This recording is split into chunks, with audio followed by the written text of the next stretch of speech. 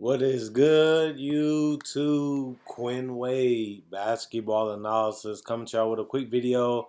We're going to talk about Joel Embiid and the 9-4 Philadelphia 76ers. A lot of people have been talking about them because a lot of people have Joel Embiid in the MVP conversation.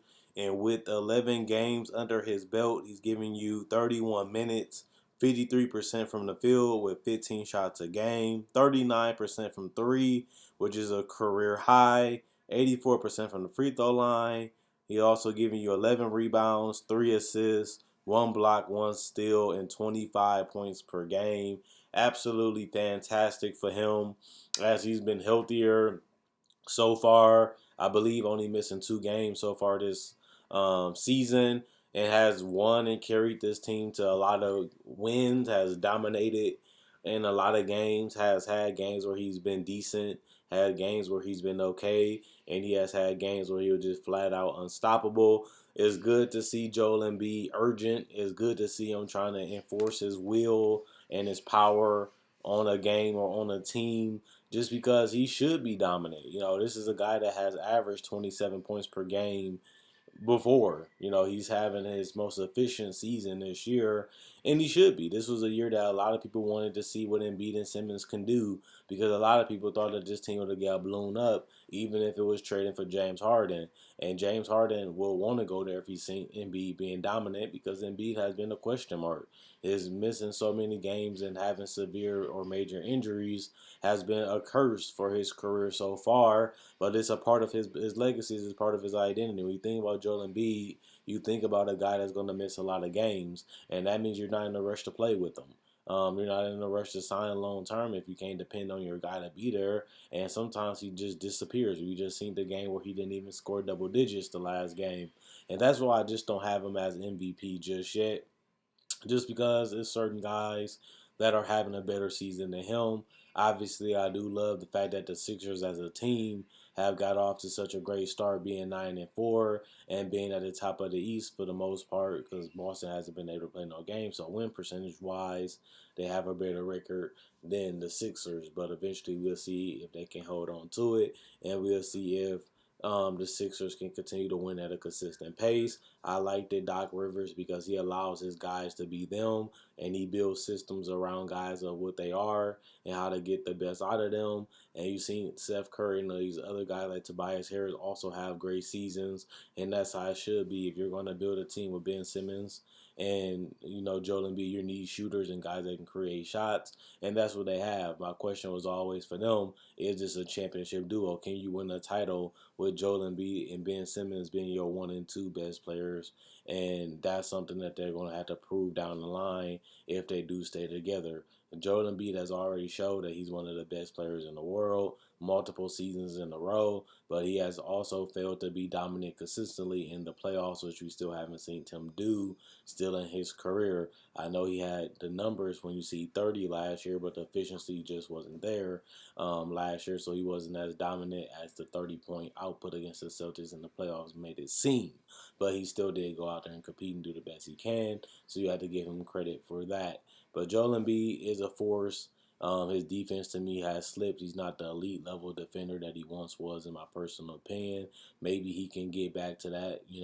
Doc Rivers has always found ways to have big men anchor his defenses, and Joel Embiid is one of the guys that are mobile and athletic and strong enough to basically guard and switch and play any position defensively. So there's no reason why they can't continue to be a great defensive team. And when you also put in the fact that they have Danny Green and also Ben Simmons on this team, and Dwight Howard coming off the bench, and Matisse Thybulle also doing that too, they should be able to be one of the best defensive teams, even better than the team that they had last year, where a lot of people thought they would be great in general, but they ended up flopping and being a team that had to be blown up the next season.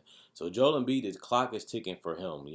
Having a couple good runs and a couple good seasons is something that he has to prioritize besides being healthy, because a lot of people feel like he's this, he's that, he's a character and stuff like that, and he's paid to play basketball. He's supposed to be a top 10 player to people, or at least a top 15 player. He has to continue to do that each and every season, and he has to be dominant throughout the whole entire season. and this game has to be dominant also in the postseason. And having guys like Danny Green and Seth Curry and Tobias gives him the necessary floor space. And since Ben Simmons still refuses to shoot, to be able to operate in the post and be able to get the shots that he wants. The thing I like about him most this year is his jump shooting improving, not just the three in the free throw, but also the mid range and ability to hit contested pull up jumpers, whether it's a spot up, face up, or even a fade. That's something that I wanted him to work on because you have to be a better shooter if you're going to try to play with Ben Simmons, who's not going to shoot, which means he's going to have to be on the perimeter from time to time, especially if you have other guys on this team that don't shoot too. You have to be able to make up with that, and Ben Simmons still shows the reluctancy not to shoot, while Joel Embiid has always shown that he's willing to space out the floor if he needs to, but he was never the efficient guy or a consistent guy from the perimeter, and that's something that he's going to have to continue to do throughout his career, not just this season, and he has to do it throughout the whole season, not just when he's getting off to a start like he is right now. So he's getting a lot of things figured out. His teammates feel confident in him. He feels confident in his game, and he's definitely one of the top 3 MVP candidates. But it's only been 11 games, and the winning is there, the record is there, the numbers are there. Now he has to do it for a long period of time so he can be able to win the award. It is guys like LeBron James and other guys that have had probably a better season than Embiid has had so far, and they will be ahead of him in the MVP race. But if Embiid can consistently dominate like he's been doing, and if the team continues to win, and he can get back to being an elite level defender, especially in the paint, and also being switchable, and dominating dominating efficiently, I don't see why Joel Embiid can't win the MVP, especially if his team can continually stay at the top of the East like they've been doing all season so far. So I'm not anti-Embiid. I'm not against Embiid right now. I'm actually liking what I'm seeing at Embiid. His swagger, his confidence has went to another level this season, and his work ethic and his trying to stay in shape and trying to do right by his body while also working on areas in his game that he needed to improve. If he continues to play like this, he should be all NBA first team. If not, he's going to be second team because of Jokic, and that's usually how it's been the last couple of years. But he's actually making the conversation between him and Jokic more compelling compared to the last 2 years that he's been in Philadelphia before this season. And even though Jokic is going on a rampage with his triple doubles and stuff, Joel Embiid has shown that he can lead the team as the best player on the team and really help them, prosper in the NBA. And now it's just about, can he keep it up and can he stay healthy for the long haul? And if he is, he might be able to regain the title as the best center, or at least, possibly even win his first MVP. But if neither one of those happen, he has solidified himself again as one of the best players after, to me, a disappointing season last year. But I just want to see if the shooting can continue.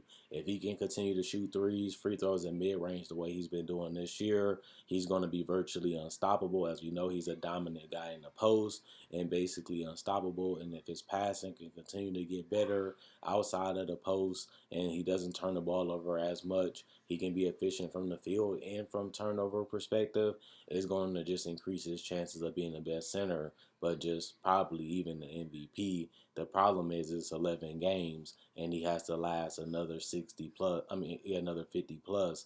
And Joel Embiid hasn't been able to really do that in his career, and that's going to be the challenge for him if he wants to bring home the title as the best center and MVP, two things that he hasn't had in general. So check out my website, analysisplayground.com. Link will be in the description and comment section below. Check out my Facebook page, analysisplayground.com. Link will also be in the description and comment section below. Like on Facebook to show support. Thanks for everybody that likes on Facebook. You can also buy merchandise on my Facebook page. You can get hats and shirts. You can change the color of the hat, change the color of the shirt, customize the hat or the shirt any way you want it to be. Message me, I can get it shipped out to you. You can also buy merchandise that's exclusively on my Spreadshirt. If you want to check out that will be in the description in the comment section below. Also, if you're new to the channel, I upload every single day throughout the whole year. So if you love breakdowns of players, legends, rookies, and coach and summer league coverage and summer league breakdowns, free agency talks, top 10 list of season previews,